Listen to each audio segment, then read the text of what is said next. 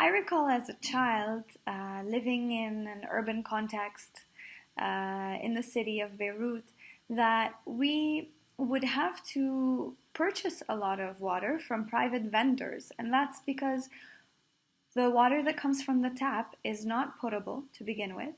And second of all is we would have shortages, and there would be times where water would not flow in the tap, and for those moments we needed to be prepared. Unfortunately, it's not something that all families and all households are able to afford, especially because now the water retailers are charging somewhere between $5 to $10 per cubic meter. So it's a privilege to be able to afford buying water privately, and otherwise you have to pre-plan and prepare yourself for when there is water running in the tap. A lot of people, for example, my grandmother, stores water in advance while the water is running in as many containers as she can, and tries to keep that water for when there is a shortage. And sometimes it's not enough. So regardless, there's that need to have to go and get water from other sources, especially drinking water.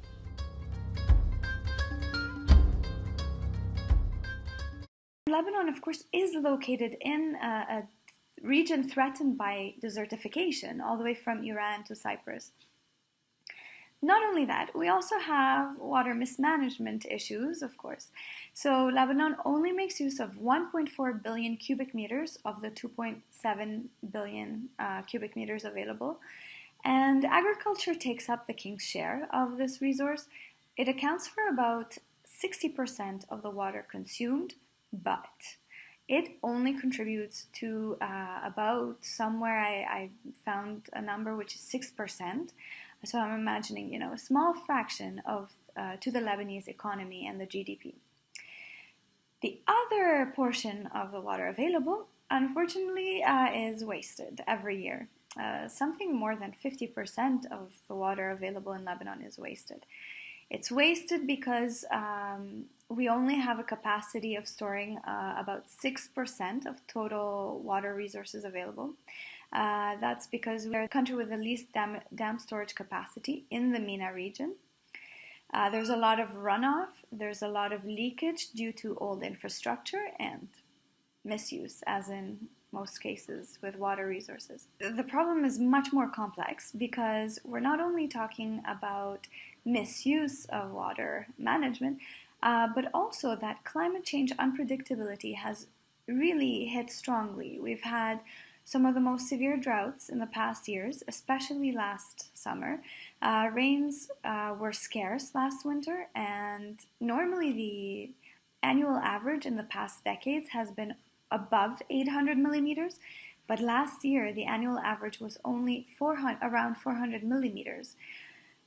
That's considered one of the worst rainfall seasons in the last 6 years. I'm sharing two pictures. The first one is I took in 2012 when I was visiting my village in the north of Lebanon called Sharre. Sharre is a district, and within it there was the town of Hasroun. And I was able to go and visit the rainwater harvesting pools at the very top of the mountains. As you can see in the picture, the water levels are considered normal, and this water is used for feeding agriculture. So it drains into, and it's directed to feed all the lands where a lot of crops are grown. And on the other hand, you'll see the same picture in front of the same pool in August 2014, last year. And you'll see the water levels in the rain harvesting pool is close to none. It's depleted.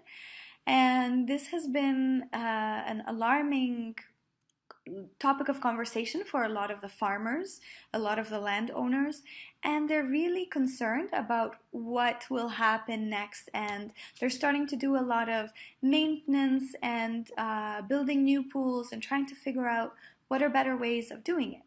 The thing is that I didn't see a lot of collaboration between these farmers and landowners and perhaps the municipality with researchers who really understand and are researching the, some predictions of what the rainfall levels will be, and engineers who are looking at really what is the best approach to build these pools. Add to that Lebanon has been receiving tremendous number of refugees and displaced populations from what is happening in Syria, from what had happened in Iraq, from the continuous situation in Palestine and Israel.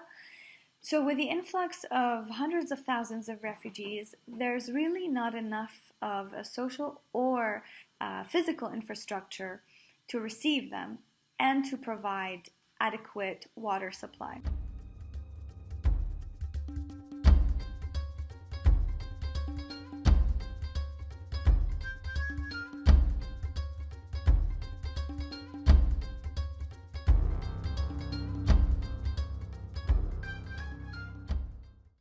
The greatest benefit that I see as presented as an opportunity by this Blue Gold plan and its PR campaign and all the movement that it has initiated and energy is that it's shifting people's focus and bringing it back to water, and inviting a space for public debate, whether they're questioning who's behind it, whether they're questioning, what are its what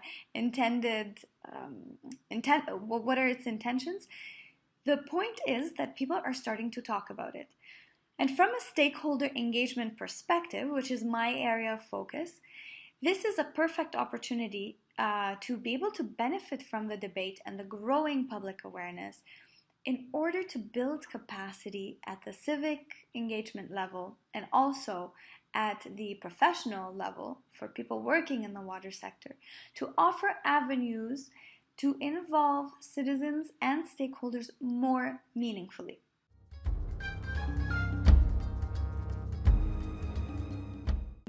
A lot of the research that I did, for instance, for this presentation and in general from my knowledge about Lebanon when I'm doing my research, a lot of reference is made to research done by men in the sector.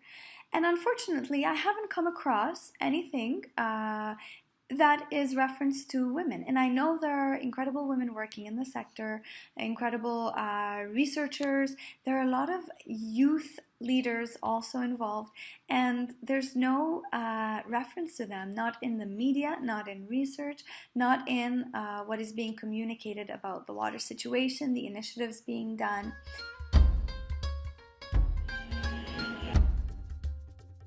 My childhood memories of swimming in the ocean and being in my village, Pshere, and going to the source point and collecting water for the family and bringing it back.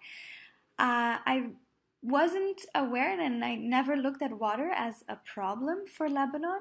And now as an adult, I look back at those memories very fondly because I had this naivety to think that this water will always be available and I will always be able to swim in this beautiful fresh water, it's not really fresh, the ocean water at the Mediterranean Sea, and that I will always be able to, fill the jugs of water and drink the water directly.